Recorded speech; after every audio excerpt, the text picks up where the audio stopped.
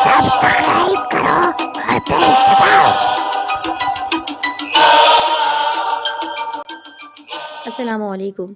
वफान Tori story पर आज की एक कहानी भी है बहुत अजीब व गरीब और आप सबको दहला देने वाली।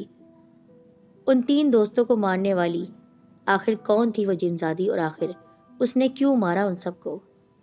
जो दोस्त बचा, क्या उसका हाल भी वैसा ही हुआ?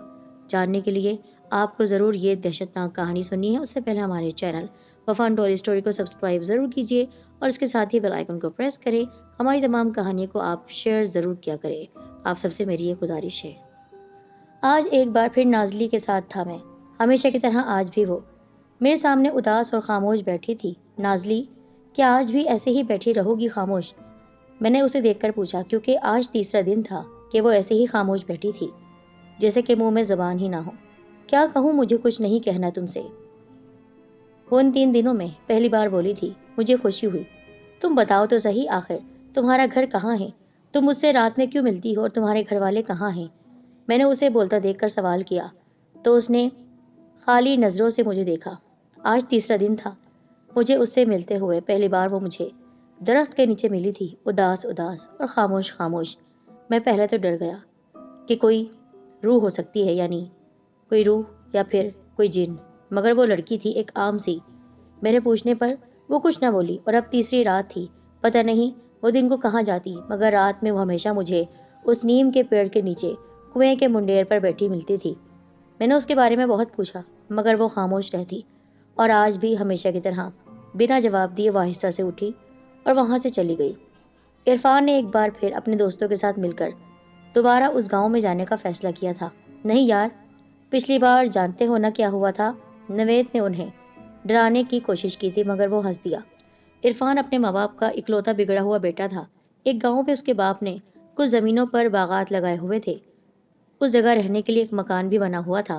बाग में तरह तरह के फलों के दरख्त थे, इसलिए वो हर बार वहां जाना पसंद करता। खैर, फिर इरफान के साथ मैं, नवेद, रोहेल और असद चल पड़े। मैं वहां पहली बार आया था, इसलिए रास्तों से भी अनजान था। गांव पहुंचकर सबसे पहले हमने अपना सामान कमरे में रखा और बाग में सैर के लिए निकल पड़े। पता नहीं क्यों बाग के करीब एक जगह पहुंचकर वो तीनों एक दूसरे के साथ इशारों में बातें करने लगे। असद चूंकि मेरे साथ था, इसलिए वो उनमें शामिल नहीं हुआ। कुछ देर के बाद सैर करके सब वापस मकान की तरफ लौट आए।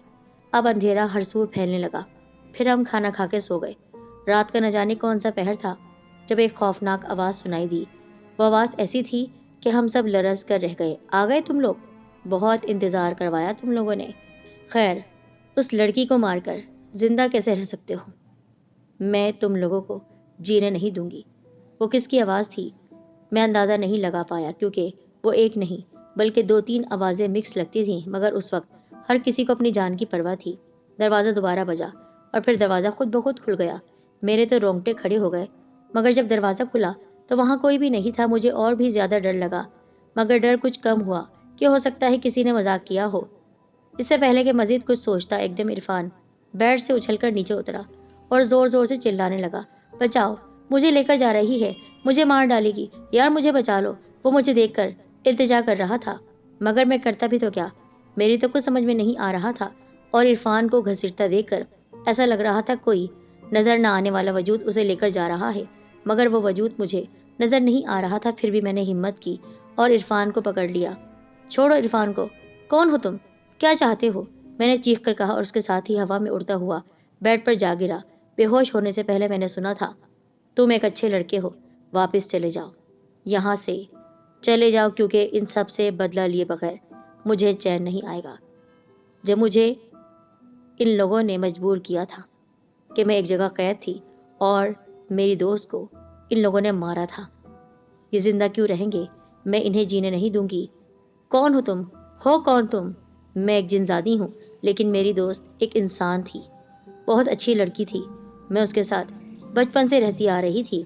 हम दोनों खेलते थे और खूब मज़े करते थे, लेकिन इन चारों ने मेरी इस दोस्त को, प्यारी दोस्त को, मेरी आंखों के सामने मार दिया। मैं उस वक्त कैद थी, नहीं निकल सकती थी। इन लोगों ने पहले मुझ पर कब्जा किया, मुझे आमिल के जरिए बंद करवाया और फिर मेरी प्यारी दोस्त को मार दिया।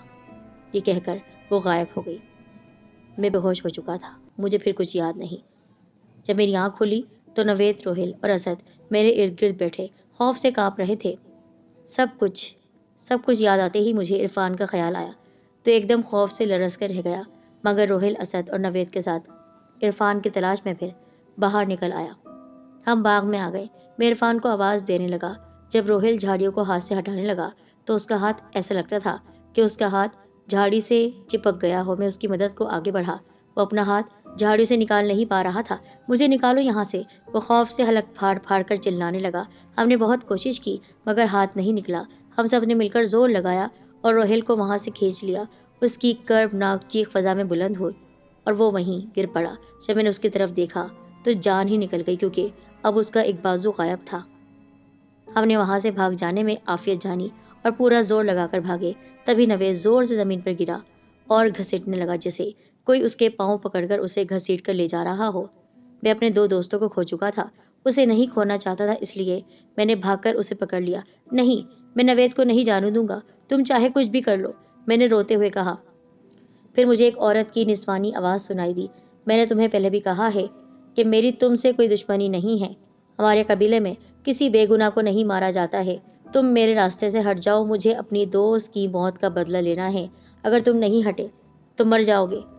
پھر اس کے ساتھ ہی اس کی ایک جھلک دکھائی تھی، انتہائی بدنما چہرہ۔ میرے رونگٹے کھڑے ہو گئے اور وہ نوید کو بھی گھسیٹتی ہوئی لے گئی۔ وہ رات میری زندگی کی بھیانک ترین رات تھی۔ میں آج بھی اس کے بارے میں سوچتا ہوں تو رونگٹے کھڑے ہو جاتے ہیں۔ اور ان دونوں کی موت کے بعد نوید بھی مر گیا، میں اور اسد بچ گئے تھے۔ صبح ہوتے ہی ہم نے ان کی تلاش شروع کر دی۔ وہ بہت بری حالت میں ملے تھے، ان کے جسم کے ٹکڑے ٹکڑے ہو گئے تھے، ایسا لگ رہا تھا کسی نے ان کو جھنجھوڑ ڈالا ہو۔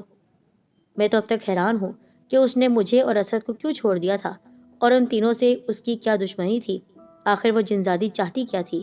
یہ اس رات کے گزرنے کے بعد دوسری اور پھر تیسری رات تھی، اور میں نازلی کو یہ واقعہ سنا رہا تھا۔ تمہیں دکھ نہیں ہوا؟ اسے یوں دیکھ کر میں نے پوچھا تو وہ سنجیدہ لہجے میں بولی، انسان جو بولتا ہے وہ مجھے یقین نہیں ہے، لیکن میں نے اتنا سنا ہے کہ انسان جو بوتا ہے وہی کاٹتا ہے۔ مجھے کیوں دکھ ہو؟ کیونکہ انہیں ان کے کیے کی سزا ملی۔ اس نے پہلی بار سکون سے بات کی، ورنہ وہ ہمیشہ خاموش ہی رہتی جب سے مجھے ملی تھی، یا بے چینی سے ہوں ہاں میں جواب دیتی۔ تم جانتی ہو ان کا گناہ کیا تھا؟ میں نے حیرانگی سے پوچھا۔ ہاں میں جانتی ہوں۔ آج سے کچھ سال پہلے ایک لڑکی اپنے ماں باپ اور بہن بھائیوں کے ساتھ ہنسی خوشی رہتی تھی۔ ایک دن اچانک تمہارا دوست عرفان گاؤں میں آیا، اس کے ساتھ یہ دونوں بھی تھے، وہ زہر سے بھرے ہوئے لہجے میں بولی۔ میں خاموشی سے سن رہا تھا۔ پھر وہ بڑی ہوتی گئی۔ اس کی ایک ساتھی تھی جو اسے بہت محبت کرتی تھی اور کبھی اس کو اکیلا نہیں چھوڑتی تھی، ہمیشہ اس کے ساتھ سائے کی طرح رہتی تھی۔ محبت کا یہ عالم کہ جب اس لڑکی کو کسی لڑکے سے محبت ہوئی تو اس کی ساتھی نے اس کا ساتھ دیا، اور پھر اس لڑکی کی منگنی اسی لڑکے سے ہو گئی۔ وہ دن اس لڑکی کی زندگی کا بھیانک ترین دن تھا۔ وہ اس دن اچھلتی کودتی باغ میں آ نکلی، اپنی دوست کے ساتھ مزے کر رہی تھی، دونوں بہت خوش تھے، اور یہ بات اس کی سب سے بڑی بھول تھی زندگی کی۔ تمام دوستوں نے اسے باغ میں دیکھ لیا۔ میں نے نوٹ کیا کہ یہ بات کہتے ہوئے اس کے چہرے پر کرب چھا گیا تھا، بہت زیادہ پریشانی تھی، ایسا لگ رہا تھا آنکھیں آنسوں سے بھری ہوئی ہیں۔ اور پھر کیا ہوا اس لڑکی کے ساتھ؟ اس معصوم لڑکی کو دیکھتے ہی وہ شیطان دوست اس باغ میں گھس گئے، اور تمہارے دوستوں کے دماغ میں درندگی گھس گئی۔ وہ تینوں اس پر بھوکے بھیڑیے کی طرح جھپٹے تھے۔ تمہارے دوستوں نے اس ننھی کلی کو مسل کر رکھ دیا۔ اور اس کی دوست کا کیا ہوا؟ وہ اس کو اس وقت وہاں سے ہٹا دیا گیا تھا۔ لیکن کیسے؟ ایک لڑکی کی عزت لوٹ لی گئی لیکن دوسری بچ گئی۔ ہاں، یہ میں بعد میں بتاؤں گی۔ اس نے گہرا سانس لیا اور اپنے آنسو بے دردی سے صاف کیے۔ میں نے اسے خاموش دیکھا تو اس سے پوچھا، تو اسد کو کیوں چھوڑ دیا اس نے؟ میں نے اس سے پوچھا۔ اس سب میں اسد شامل نہیں تھا، اس لیے وہ بچ گیا۔ وہ اسی سنجیدگی سے بولی، اچھا پھر آگے کیا ہوا؟ میں نے اسے بولنے پر اکسایا۔ ہونا کیا تھا؟ بات تو صاف ہے، جب گھر والوں کو یہ بات پتہ چلی تو قیامت آ گئی۔ گاؤں میں طرح طرح کی باتیں ہونے لگی۔ یہ صدمہ اس کے ماں باپ نہ سہ سکے اور دنیا سے چل بسے۔ اس کے بھائی نے اسے گھر سے نکال دیا۔ اس کے بعد نہ چاہتے ہوئے بھی وہ عرفان کے پاس گئی، اس کے آگے ہاتھ جوڑے، اس کے پاؤں پکڑے، مگر وہ نہیں مانا۔ اس طرح اس نے کنویں میں چھلانگ لگا کر خودکشی کر لی۔ وہ ایک گہرا سانس لے کر ہاتھوں کو آپس میں مسلنے لگی۔ تم یہ سب کیسے جانتی ہو؟ تم نے بھی تو یہ صرف سن رکھا ہے نا، اصلی بات تو تمہیں بھی نہیں معلوم۔ وہ میری طرف دیکھنے لگی۔ آج تمہیں ایک اور حقیقت بتا دیتی ہوں کہ وہ لڑکی میری دوست تھی۔ دوست؟ یعنی تم وہی جن زادی ہو جس نے میرے دوستوں کو مارا ہے؟ ہاں، جب اس کی عزت لوٹی جا رہی تھی میں وہاں موجود تھی، میں اس کے ساتھ مزے ہی کر رہی تھی اور اس کے محبوب سے ملانے والی میں ہی تھی اس کو۔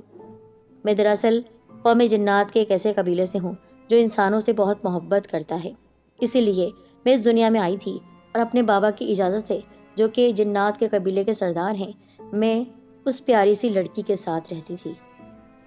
میں نے تم سے کہا نا میں اس کی حفاظت کرتی تھی۔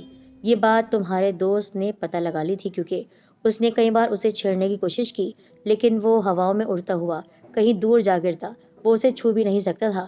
پھر اس نے کسی عامل کے ذریعے پتہ لگا لیا کہ اس لڑکی کے ساتھ ایک جن زادی ہے جس کی وجہ سے وہ اسے قریب نہیں آ سکتا۔ تمہارے دوست پر ضد سوار ہو گئی تھی۔ وہ عیاش بگڑا ہوا لڑکا اسے حاصل کرنا چاہتا تھا۔ حاصل کیا؟ بس اس کی عزت کو داغدار کرنا چاہتا تھا، اس لیے اس نے اس عامل کے ذریعے مجھے اسی دن قید کر لیا اور پھر باغ میں، اور جس دن اس نے خودکشی کی میں تب تک قید تھی۔ جب وہ مر گئی اس کے بعد مجھے آزاد کیا گیا۔ اس کے بعد میں کچھ نہیں کر سکتی تھی، تمہارے دوست جا چکے تھے۔ پھر میں انتظار کر رہی تھی وہ کب دوبارہ اس گاؤں میں آئے، اور پھر وہ آئے اور میں نے ان سب کو مار دیا۔ میں نے مارا ہے تمہارے دوستوں کو، کیونکہ جب انہوں نے میری دوست کو مارا تو میں انہیں جینے کیوں دیتی؟ یہ بات تو جائز ہے نا کہ موت کا بدلہ موت ہونا چاہیے۔ اس کی بات پر میں اچھل پڑا۔ اس نے میری طرف دیکھا، اس کی آنکھوں سے آنسو گر رہے تھے۔ اس نے سر جھکا لیا، پھر اس نے اپنا سر اوپر اٹھا کر کہا، میں اب چلتی ہوں کیونکہ میرا بدلہ پورا ہو گیا ہے۔ وہ اٹھ کر جانے لگی اور میں بے چین سا ہو گیا۔ نازلی، میری بات تو سنو، مت جاؤ۔ دیکھو انسان برے نہیں ہوتے ہیں، وہ برے تھے تو مر گئے، لیکن مجھے سچ میں تم سے محبت ہو گئی ہے۔ ان 3 دنوں میں تم میرے ساتھ نہیں، تمہاری خاموشی سے مجھے محبت سی ہو گئی۔ تم جو بھی ہو، بس تم میرے ساتھ رہو۔ اگر تمہاری دوست تمہارے ساتھ موجود نہیں ہے، وہ مر چکی ہے، تو تم میری دوست بن کر رہو ہمیشہ ہمیشہ کے لیے۔ یہ سن کر وہ پلٹی۔ اس نے کہا، کہ تم مجھے دھوکہ نہیں دو گے؟ میں نے کہا، نہیں، میں دھوکہ نہیں دوں گا، کیونکہ میں جانتا ہوں میں نے تمہیں دھوکہ دیا تو تم مجھے بھی زندہ نہیں چھوڑو گی۔ نہیں، میں تمہیں نہیں مار سکتی کیونکہ مجھے تم سے محبت ہو گئی ہے۔ تو پھر رہو نا میرے ساتھ، اس شرط پر کہ تم ہمیشہ ہمیشہ کے لیے میرے ہو جاؤ گے اور میری دنیا میں جاؤ گے۔ کیا چلنا چاہتے ہو میری دنیا میں؟ کیونکہ مجھے یہاں کسی انسان پر بھروسہ نہیں ہے۔ ہاں، تم وہاں رہو گے تو پھر میرے ہو کر رہو گے۔ میرے لیے یہ بہت مشکل فیصلہ تھا، لیکن پھر بھی میں اس کی محبت میں اس حد تک گرفتار ہو چکا تھا، اور مجھے اس بات کا دکھ بھی تھا کہ وہ اکیلی ہے، اس کا کوئی بھی نہیں ہے اس دنیا میں۔ تو کیوں نہ میں ثابت کر دوں کہ انسان اچھے ہوتے ہیں، اور پھر ہمیشہ ہمیشہ کے لیے میں اس کے ساتھ اس کی دنیا میں چلا گیا۔ آج وہ میری بیوی ہے اور میں اس کے ساتھ بہت اچھی زندگی گزار رہا ہوں، جبکہ میں انسان ہوں۔ مانا کہ بہت باتیں ایسی ہوتی ہیں جو ہماری ان جیسی نہیں ہیں، لیکن پھر بھی کم از کم انسانوں سے اچھے تو یہ جنات ہوتے ہیں جو کم از کم محبت تو نبھا دیتے ہیں۔ انسان تو دھوکے